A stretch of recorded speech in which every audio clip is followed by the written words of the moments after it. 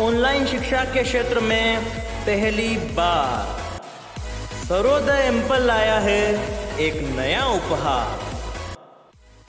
सभी आगामी प्रतियोगी परीक्षाओं के लिए क्रैश कोर्स तथा 6 घंटे से भी अधिक की लाइव क्लासेस। नमस्कार साथियों, सर्वोदय एम्पल क्लासेस की ऑनलाइन क्लासेस में आपका हार्दिक स्वागत है। आशा करता हूं आप सभी घर पर अच्छे होंगे और इस समय का उपयोग आने वाली परीक्षाओं की तैयारी के लिए बहुत अच्छे से कर रहे होंगे। और ये समय आपके लिए इसलिए उपयोगी है क्योंकि इसके माध्यम से जो परीक्षाएं अब आयोजित होगी उनमें आप अच्छे से परफॉर्मेंस दे सकें और अपनी तैयारी अच्छे से कर सकें। तो इसी को लेकर आज सर्वोदय क्लासेस की तरफ से आपको ज्योग्राफी भूगोल के लिए एक अच्छा सा टॉपिक सौर मंडल बताया जा रहा है। तो सौर मंडल के संबंध में ये बात हमें ध्यान रखनी है कि सौर मंडल जो है सूर्य का मंडल, तो सूर्य के जो सभी चीजें हैं, सूर्य के ग्रह, उपग्रह, धूमकेतु, शुद्ध ग्रहों से मिलकर सौर मंडल बना है। पर इसको समझने से पहले हम कुछ रूपरेखा समझें कि जो हमारा ब्रह्मांड है वो ब्रह्मांड जब बना तो ब्रह्मांड में बिग बैंग थ्योरी, दोलन थ्योरी, बहुत सारी थ्योरी के आधार पर ब्रह्मांड का निर्माण माना जाता है। और ब्रह्मांड में 100 अरब से अधिक क्या होती है, आकाश गंगाएं होती है। और इन आकाश गंगाओं में जो हमारी आकाश गंगा है वो है मंदाकिनी। मंदाकिनी और मंदाकिनी को मिल्की वे भी कहते हैं। ये सर्पिलाकार होती है और मंदाकिनी के अंदर कई करोड़ तारे होते हैं और उन तारों का एक मंडल होता है जिसमें हमारा जो तारा है वो है सूर्य। सूर्य जो सन हमारा सबसे पृथ्वी के सबसे निकट का तारा भी सूर्य माना जाएगा। तो सूर्य और पृथ्वी ये एक मंडल बनाते हैं। इसमें और भी ग्रह है, जिसे बात करें बुध, शुक्र, पृथ्वी, मंगल, बृहस्पति, शनि, अरुण और वरुण। तो ये सभी 8 ग्रह और उपग्रह। उपग्रह क्या होते हैं? उपग्रह ग्रह के उपग्रह, मतलब वे चीजें जो ग्रह के वे पिंड जो ग्रहों के चारों ओर चक्कर लगाते हैं वो उपग्रह कहलाते हैं। तो ग्रह के चारों ओर चक्कर लगाने वाले उपग्रह। तो ये बात है। पहली बात तो सूर्य हमारे सौरमंडल का मुख्य केंद्र है जिसके चारों तरफ ग्रह चक्कर लगाते हैं। ग्रह सूर्य के चारों ओर चक्कर लगाते हैं। उपग्रह क्या होते हैं? उपग्रह ग्रहों के चारों ओर चक्कर लगाते हैं। जैसे पृथ्वी का उपग्रह क्या है? चंद्रमा। हमें और चीजें समझनी है तो हम ये देखते हैं कि एक तो प्राकृतिक उपग्रह होते हैं और एक कृत्रिम उपग्रह होते हैं। तो हमारा प्राकृतिक उपग्रह क्या है? प्राकृतिक उपग्रह जो है हमारा वो है चंद्रमा। तो वो चंद्रमा पृथ्वी का उपग्रह है। बात करें धूमकेतु, तो धूमकेतु क्या होते हैं? धूमकेतु होते हैं एक पुच्छर तारे की तरह होते हैं जिसमें पूंछ होती है, गैसीय पिंड से बने हुए होते हैं। जैसे हेली नामक पुच्छर तारा जो था वो 1986 में देखा गया था और वो 76 वर्षों बाद देखा जाता है। तो वो हेली पुच्छर तारा जो होगा वो धूमकेतु का एक उदाहरण हो गया। बात करें शुद्ध ग्रहों, शुद्ध ग्रह क्या होते हैं? शुद्ध ग्रह होते हैं मंगल और बृहस्पति के मध्य छोटे छोटे पिंड पाए जाते हैं जो एक गैसीय पिंड की तरह कार्य करते हैं। वो इसके चारों ओर इन मंगल और बृहस्पति के बीच में उपस्थित होते हैं। इन्हें शुद्ध ग्रह कहा जाता है। और इन सब से मिलकर किसका निर्माण होता है? सौर मंडल का निर्माण होता है। अब बात करें हमारे सौर मंडल में कितने ग्रह हैं, तो हमारे वर्तमान सौर मंडल में 8 ग्रह हैं। हम जब पहले पढ़ते थे तब 2006 से पहले हमारा एक और ग्रह था, वो था प्लूटो। पर प्लूटो को हमने हटा दिया। क्यों हटा दिया? तो 24 अगस्त 2006 को IAU इंटरनेशनल एस्ट्रोनॉमिकल यूनियन के द्वारा चेकोस्लोवाकिया में एक सम्मेलन आयोजित किया गया और उस सम्मेलन के माध्यम से ग्रहों की नई परिभाषा दी गई। और ग्रहों की नई परिभाषा के अनुसार प्लूटो उसको पूरा नहीं करता था और प्लूटो को फिर हमने हटा दिया। तो कैसे ये पूरा नहीं करता था? तो ग्रहों की जो परिभाषा दी गई उसमें बताया गया कि यदि कोई सूर्य के चक्कर लगाता है और दूसरा ग्रह यदि उस ग्रह के चक्कर को काट दे तो वो ग्रह नहीं माना जाएगा। और जो प्लूटो था वो प्लूटो क्या करता था? प्लूटो वरुण की जो परिपथ था उसको काटता था। मतलब ये ऐसे घूम रहा है तो प्लूटो आकर पीछे से ऐसे काट देता था। और इस वजह से प्लूटो को उस लिस्ट से हटा दिया गया। तो ये बात ध्यान रखनी है आपको। 24 अगस्त 2006 को चेकोस्लोवाकिया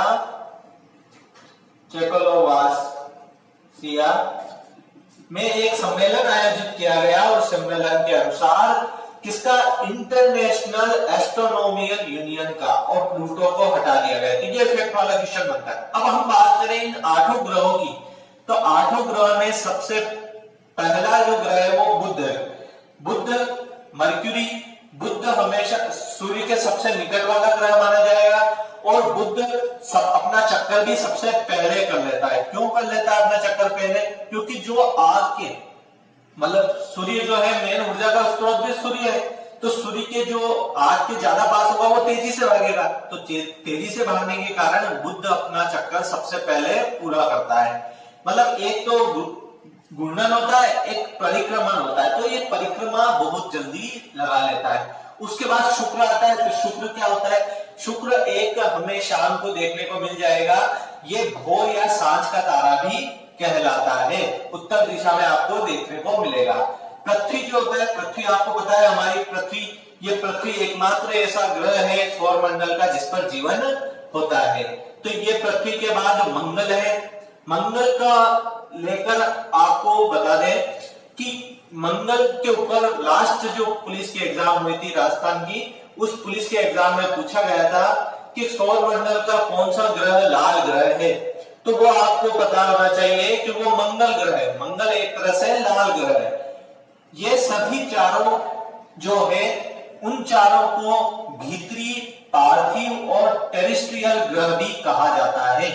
तो आपकी एग्जाम में यदि पूछा जाए कि निम्न में से कौन सा ग्रह भीतरी ग्रह, पार्थिव ग्रह, टेरेस्ट्रियल ग्रह है, तो आपको ऑप्शन में इन चारों का नाम दिखे तो इसको टिक करना है। तो यह आपको पता रहना चाहिए कि ये चारों भीतरी ग्रह है। उसके बाद के बृहस्पति सबसे बड़ा ग्रह, उसके बाद शनि में चारों तरफ वलय पाई जाती है, अरुण में भी वलय पाई जाती है, अरुण, उसके बाद वरुण, सबसे अंत में जो ग्रह है वो कौन सा ग्रह है? वरुण। सबसे ज्यादा समय भी वरुण लगाता है चक्कर लगाने में, और वरुण सबसे अंतिम का ग्रह है। इन चारों ग्रहों को बाहरी या जोवियन ग्रह कहा जाता है। तो ऑप्शन आ जाएगा निम्न में से कौन से जोवियन ग्रह है, तो आपको बृहस्पति, शनि, अरुण और वरुण को ध्यान रखना है। ठीक है, इंपॉर्टेंट है, ये जोवियन वाला इंपॉर्टेंट है, टेरेस्ट्रियल भी इंपॉर्टेंट है। आपने नहीं पढ़ा तो इनको रख लें कि टेरेस्ट्रियल ग्रह आगे वाले और जोवियन पीछे वाले ग्रह। तो इनके माध्यम से इन 8 ग्रह को आप 2 भागों में बांट सकते हैं। तो आपको अब नेक्स्ट जो स्लाइड है उसके अंदर हम इन सब के बारे में इंपॉर्टेंट चीजें और इनसे आए हुए क्वेश्चन, और आपको लगता है ऐसे क्वेश्चन और भी आए तो आगे वाली वीडियो और भी जो क्लासेस की तरफ से आपको बताई जाएगी उसमें इसी अनुसार बताया जाएगा। तो नेक्स्ट स्लाइड में देखते हैं हम। हेलो, हाँ, अब हम ग्रहों को जो क्रम था उसको अवरोही क्रम को समझेंगे। अवरोही क्रम और आरोही क्रम आपने गणित में पढ़ा होगा। अवरोही को समझते हैं, यदि आपने नहीं पढ़ा तो मैं एक चीज बताता हूं। अवरोही, अवरोही का मतलब अव का मतलब कम होना, जैसे अवरोध होता है ऐसे धीरे धीरे चीजें कम होनी। तो यहाँ पर हर चीज में कोई सबसे बड़ा, फिर कम होगा, फिर कम होगा, फिर कम होगा, यह अवरोही क्रम होता है। अब ग्रहों का अवरोही क्रम आकार के अनुसार, द्रव्यमान के अनुसार, घनत्व के अनुसार और उसकी सूर्य से दूरी के अनुसार और उसके परिक्रमण वेग के अनुसार देखेंगे। पहली बात करते हैं आकार के अनुसार ग्रहों का अवरोही क्रम। तो आकार में जब हमने लास्ट स्लाइड में देखा था, सबसे बड़ा जो ग्रह है वो है बृहस्पति।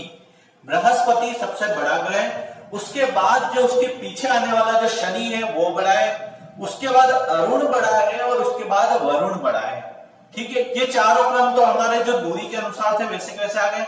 बृहस्पति, शनि, जो जोवियन का जो था हमारा बाहरी ग्रह जो थे वो बृहस्पति, शनि, अरुण और वरुण, ये चारों बाहरी ग्रह है वो सभी क्रम के अनुसार छोटे होते गए। सबसे पहला बृहस्पति, फिर शनि, फिर अरुण, फिर वरुण। उसके बाद हम देखते हैं उसके बाद जो बड़ा है वो है पृथ्वी, फिर उससे छोटी शुक्र, फिर उससे छोटा मंगल, और उससे सबसे छोटा जो है बुध जो है वो सबसे छोटा ग्रह है। तो ये आपको क्रम याद करना है, क्वेश्चन एग्जाम में आ सकता है। सबसे छोटा ग्रह बुध और सबसे बड़ा बृहस्पति। तो यदि नहीं याद होता है तो दोनों ब से शुरू होते हैं, पर बृहस्पति तो सबको पता है कि बड़ा है, तो सबसे छोटा कौन हो गया? बुध। फिर वो शनि, अरुण और अरुण तो क्रम से आते हैं, तो चारों याद हो जाएंगे। फिर बाद में यदि इन चारों के आगे वाले चारों की बात करें तो हमारी पृथ्वी सबसे बड़ी है, फिर उससे छोटा शुक्र है, फिर उससे छोटा मंगल है। हम जब देखते हैं तो मंगल हमारे बाद आता है, पृथ्वी के बाद में मंगल आता है, पर मंगल शुक्र से भी छोटा है। तो ये सभी क्रम हो गया। उसके बाद द्रव्यमान देखते हैं, तो द्रव्यमान का वही क्रम है, केवल वरुण पहले आ जाता है और अरुण बाद में हो जाता है। अर्थात बृहस्पति सबसे बड़ा द्रव्यमान में, क्योंकि बड़ा भी वही है। शनि बड़ा है तो शनि उसके बाद आ गया बड़ा, पर यहाँ उल्टा हो गया है। यहाँ द्रव्यमान में कौन बड़ा हो गया? यहाँ वरुण बड़ा हो गया और अरुण छोटा हो गया। तो ये बात ध्यान रखनी है कि द्रव्यमान में जब बात करते हैं तो द्रव्यमान में वरुण बड़ा होता है और अरुण छोटा होता है। उसके बाद वही क्रम पृथ्वी, शुक्र, मंगल और बुध, क्योंकि इनके आकार भी कम होता गया तो इनका द्रव्यमान भी कम होता गया। नेक्स्ट बात करते हैं घनत्व। तो घनत्व भी सेम वो का वही आएगा। क्यों आएगा? क्योंकि जिसका द्रव्यमान ज्यादा होता है उसका घनत्व भी ज्यादा होता है, क्योंकि इनका क्रम तो वो का वही है। तो यही बात आपको ध्यान रखनी है कि घनत्व में सबसे बड़ा जो होता है वो बृहस्पति होता है, उसके बाद छोटा होता है वो शनि होता है, फिर वरुण, फिर अरुण, फिर हमारी पृथ्वी, फिर शुक्र, फिर मंगल, फिर बुध। तो ये इनके घनत्व का क्रम है। यदि हम पृथ्वी का घनत्व की बात करें तो 5.52 होता है, जो एक द्रव के घनत्व के बराबर है। ऐसा माना जाए कि यदि पृथ्वी एक पिंड होती तो वो पानी के अंदर डूबती नहीं, वो तैर लेती। क्यों तैरती? क्योंकि उसका घनत्व द्रव के घनत्व के समान ही है। तो ये बात आपको पृथ्वी के बारे में थोड़ी ध्यान रखनी है। नेक्स्ट बात करें दूरी के अनुसार, तो दूरी के अनुसार आपको पता है कि हमने सबसे पहले बुध को बनाया था, फिर शुक्र बना था, फिर पृथ्वी बनी थी, फिर मंगल, फिर बृहस्पति, फिर शनि, फिर अरुण और फिर वरुण। तो ये इसके दूरी के अनुसार इसका क्रम है, जो आपको लास्ट जो स्लाइड थी उसके अंदर पूरा चित्र बना के बताया गया था। अब परिक्रमण वेग देखें, तो यहाँ जब ऑप्शन यदि क्वेश्चन ऐसा आ जाएगा परिक्रमण वेग के अनुसार सबसे ज्यादा, तो जो सूर्य के सबसे पास में वो तेजी से भागता है क्योंकि उसको गर्मी लगती है, तो उसका सबसे ज्यादा। सेम वो की वही बात। फिर उससे कम शुक्र का, फिर पृथ्वी का, फिर मंगल का, फिर बृहस्पति का, फिर शनि का, फिर अरुण और फिर वरुण का। तो ये परिक्रमण वेग है। यदि कोई पूछे कि उसकी परिक्रमण वेग, परिक्रमण काल क्या हुआ, तो परिक्रमण काल के अनुसार यदि देखें तो सबसे ज्यादा समय किसको लगेगा? वरुण। तो उल्टा हो जाएगा। तो आपको ये ध्यान रखना है कि यदि परिक्रमण काल पूछे, यदि हम लिखते हैं परिक्रमण, इस वेग को हटा के परिक्रमण काल कर दें, तो काल यदि कर दिया गया तो आपको ये समझना है काल में सबसे पहले कौन आएगा, क्योंकि जो सबसे बाद में जो है वो वरुण है, तो वरुण को पहले लेंगे। सबसे ज्यादा समय लगने वाला है तो वरुण, फिर उससे कम समय लगने वाला अरुण, फिर उससे कम शनि, फिर उससे कम बृहस्पति, फिर उससे कम मंगल, फिर उससे कम पृथ्वी, और फिर उससे कम शुक्र, और फिर सबसे कम जो लगता है वो बुध में लगता है।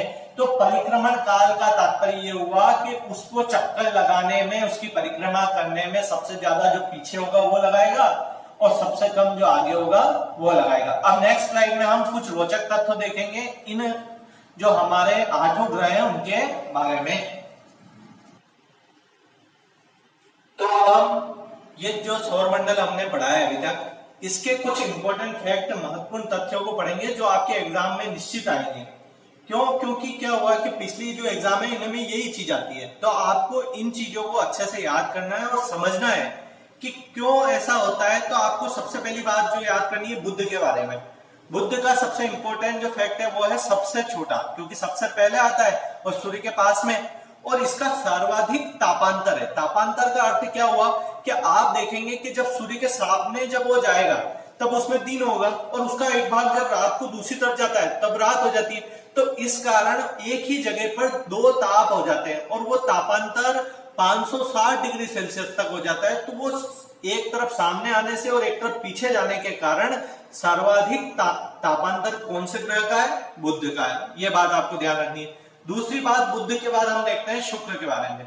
तो शुक्र को साज या भोर का तारा भी कहते हैं। यदि आपको पश्चिम दिशा की तरफ आपको जाना है तो आपको शाम के समय आपको एक तारा दिखाई देगा जो शुक्र तारा होगा, और इसी शुक्र तारे का पृथ्वी की जुड़वा बहन भी कहा जाता है।